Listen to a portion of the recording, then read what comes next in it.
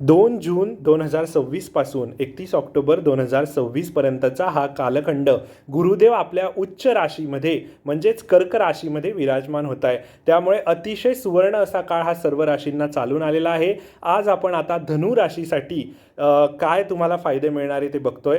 तर धनु राशीला 8वा गुरु सध्या चालू असेल. या पिरियडमध्ये धनु राशीच्या अष्टम स्थानामध्ये गुरुदेव विराजमान होत आहे. त्यामुळे आपल्याकडून कोणत्याही वडीलधाऱ्या व्यक्तींचा अपमान होणार नाही याची विशेष आपल्याला जर काळजी घेता आली तर सोन्याहून पिवळं भविष्य हे धनु राशीसाठी म्हणता येईल.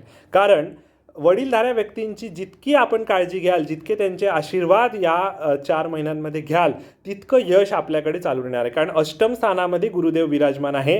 गुरुदेव सर्वात आधी आपली परीक्षा बघतील आणि आपल्याला हवं तितकं यश आपल्या पदरामध्ये आपल्याला पाडून घ्यायचं आहे. गुरुदेवांची पंचम दृष्टी ही आपल्या व्ययस्थानावरती पडते. त्याच्यामुळे परदेश गमनासाठी उत्तम अशा सुवर्ण संधी धनुराशीच्या जातकांना चालून येतील. त्यानंतर आपल्याला खर्चांवरती मात्र या 4ही महिन्यांमध्ये नियंत्रण ठेवायचं आहे, नाहीतर आपले पैसे वेस्ट होऊ शकतात. त्यामुळे पैशांची विशेष काळजी आपल्याला घ्यायची आहे. त्यानंतर गुरुदेवांची जी नवम दृष्टी आहे ती आपल्या चतुर्थ स्थानावरती पडते. त्याच्यामुळे प्रॉपर्टीसाठी जी लोक प्रयत्न करतायत, नवीन वास्तू वाहनासाठी प्रयत्न करतायत, अशा सर्वच जातकांना धनुराशीचा फायदा मिळणार आहे.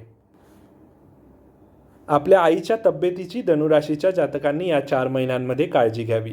धनुराशीच्या जातकांनी शक्य तितका वडीलधाऱ्या व्यक्तींचा मान ठेवायचा आहे. हे काम जर आपल्याला जमलं तर धनुराशीसाठी सुद्धा हे 4 महिने विशेष लाभदायक असतील. 8वा गुरु आपल्याला चालू असल्यामुळे डेली आपण ओम नमो भगवते वासुदेवाय या स्तोत्राचं पठण करायचं आहे, ह्या मंत्राचं पठण करायचं आहे. Thank you so much.